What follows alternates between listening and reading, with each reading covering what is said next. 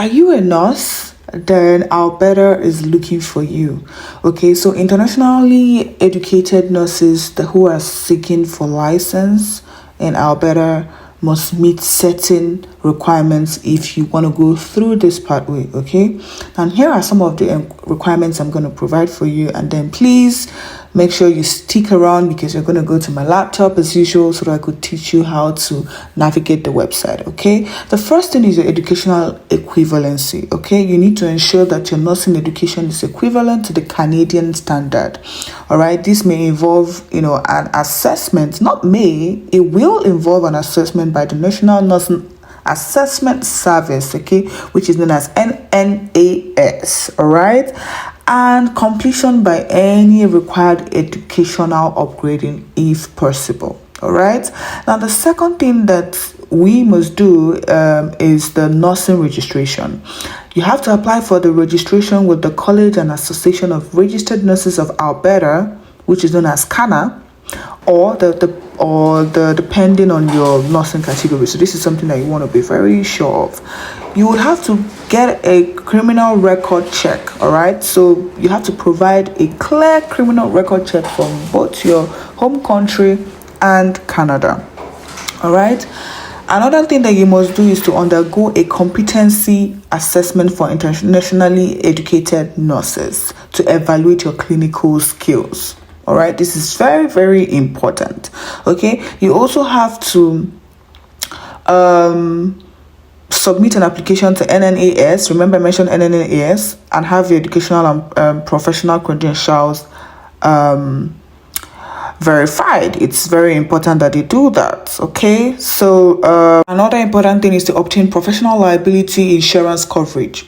Now this is required for nursing practice in Alberta, like you can't escape it. Okay, then we have something that we call supervised practice. Some applicants may be required to complete a period of supervised practice to ensure they meet Canadian nursing standards. Now the last but not the least is something that we do not really like, but I'm going to just advise you to do it. It's the English language proficiency. Okay, you need to demonstrate proficiency in English by writing either IELTS or CELBAN. Okay, just note, I would give you like what you're expected to have in each category. Okay, so if you're writing IELTS, the listening has to be 7.0, the reading has to be 6.5, the writing has to be 6.5, and speaking 7.0. Now your work experience, if you can show evidence of current practice of at least 1,000 hours and you can do that through self-declaration of practice hours or proof of graduation from a nursing education program within the past 4 years. Now let's go to my lab.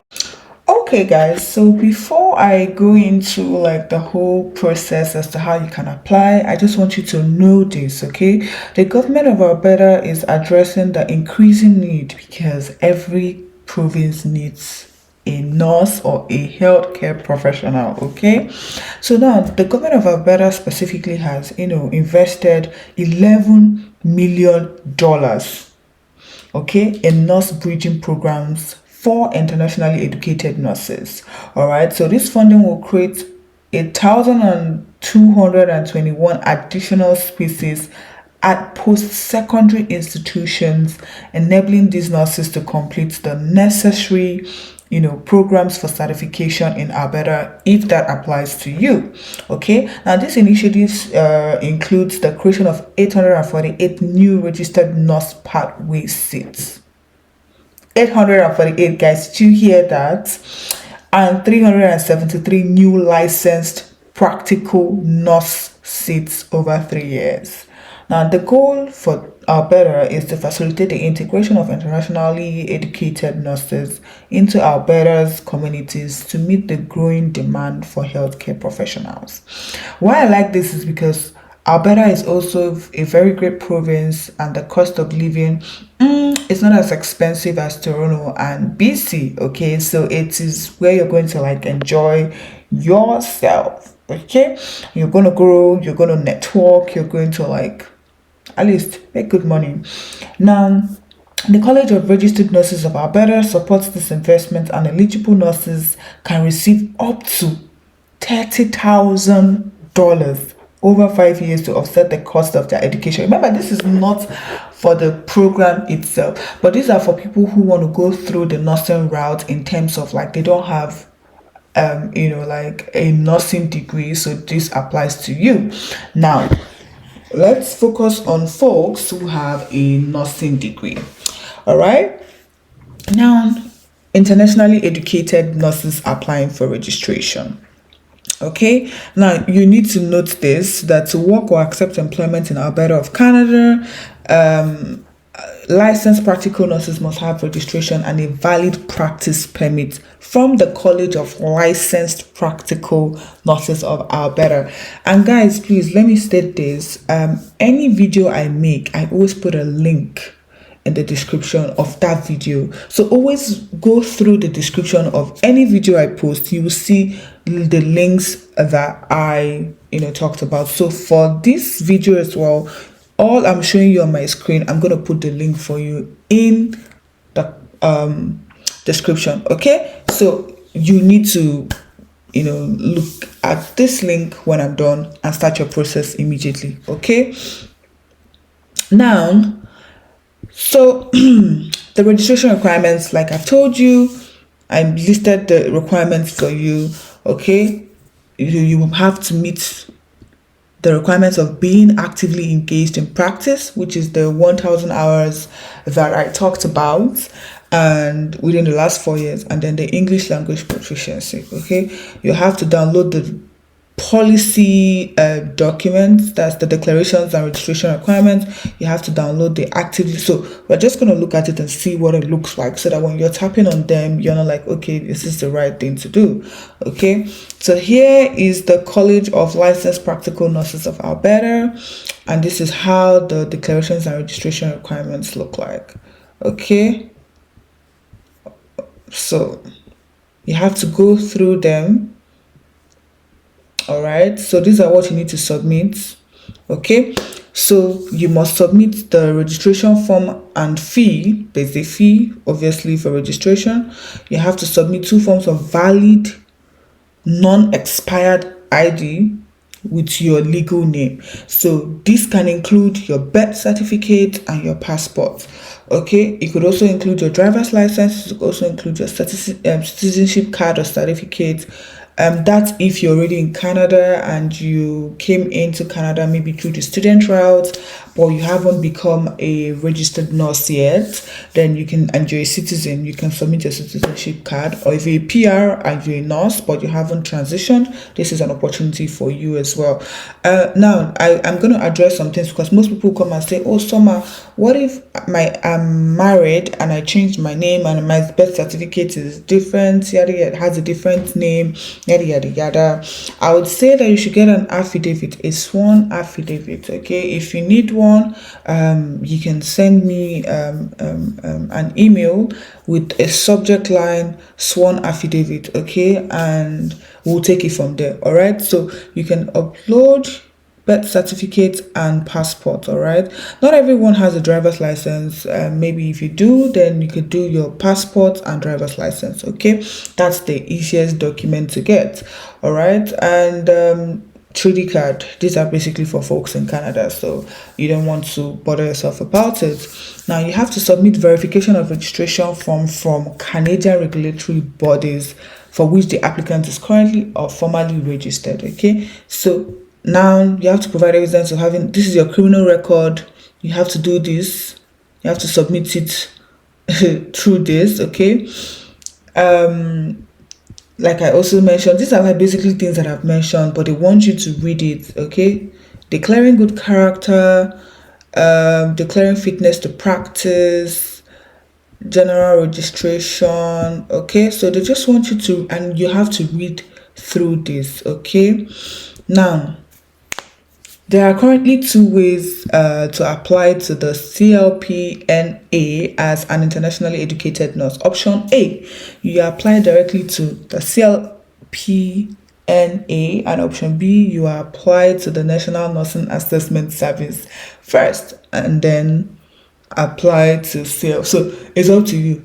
if you don't want to waste money, we're going to read this, okay, so that we can all get our facts straight, because sometimes it can be overwhelming, okay?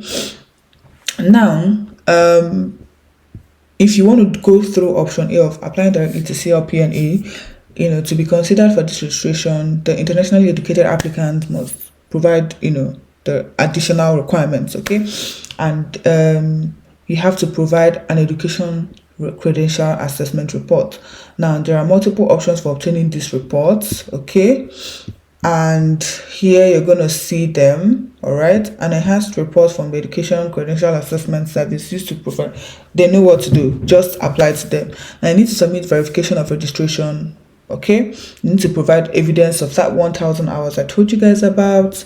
If you have an individual who has been out of LPM practice for less than 10 years, they may meet that, okay? But that's it. Then if you're going to option B, which is applying to NNAS, you have to complete that application and receive an assessment report from NNAS. All right. When you do that, you have to submit. It's still the same process. Okay, so you have to now meet the language proficiency requirements that I told you guys about earlier in the video. If you can't remember, you can go back and confirm the language proficiency that is needed from you. Successfully complete the CLPNA jurisprudence requirements and all of that. So you just need to read that. Now, if you're a graduate of a Canadian Bachelor of Science in Nursing, okay, so to be considered for registration on the provincial register, the applicant must, in addition to the requirements for all applicants, remember there's a generic, we already went through that, so you must have completed a BSCM program supported by official transcripts, submit a verification of education, submit curriculum objectives from their BSCM program, yada yada yada. Now, so this graduate of a Canadian Bachelor of Science. And this is a bit tricky because if you evaluate your degree, they said, it's equivalent to the Canadian Bachelor of Science and Nursing. So have that in mind, okay? Now, they recommend that applicants complete this Canadian Practical Nurses Registration examination at the first opportunity post-registration.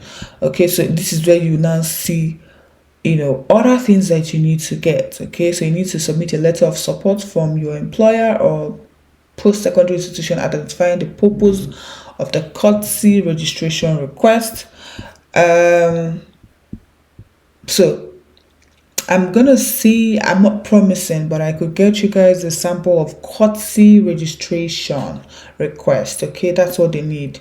So I'm going to have to draft that, and drafting takes a lot of my time, to be very honest. So you have to provide a verification of registration from their current regulatory board. So if you're from India, if you're from Nigeria, as a nurse, you have a regulatory board. It could be in Ibadan, okay? It could be in a different place or a different city. Please provide a verification of registration. I just says, I'm a registered nurse with so, right? In so, okay? So you need to declare that they maintain current registration in their home jurisdiction, all right? You have to, be limited to practicing in Alberta for a maximum of a duration of 3 months, blah, blah, blah, okay? So they just want you to read this, all right? It is important for you to read this. You have to also download the policy and read as well. Download the English proficiency language and read as well. Okay, it is very, very, very important, right? So this is if you're doing CELBAN, okay? So if you're doing IELTS, so this is what is required of you, okay? All right, so it's still the same thing that I said earlier, right? So how to apply? So this contains all those things, right? If you're taking option A, these are the links, okay? All right, so if you're taking option B, these are it. I feel like option A is a bit straightforward. All right, it's just straightforward, okay? But option B is a bit, well, you guys know better. Then when you're done, if you've been approved and if they need further requirements, they will let you know. But then you need to also sign up. Okay, then start your criminal record check here for Canada. Remember, you're also going to get from your home country. All right, the verification registration form is required to be completed if you are or have been registered in another jurisdiction. So you see, we don't even need the so verification of registration form. Let's see what it looks like. So here, okay, you have to fill and sign. So if you're registered in a different province, you have to write it here. Okay, like fill the form. This has to be filled by the nursing board. So these are, I mean, you guys are in the nursing field, so you know better. Yeah. So this is basically it. And then there's one more, which is also on the Alberta website.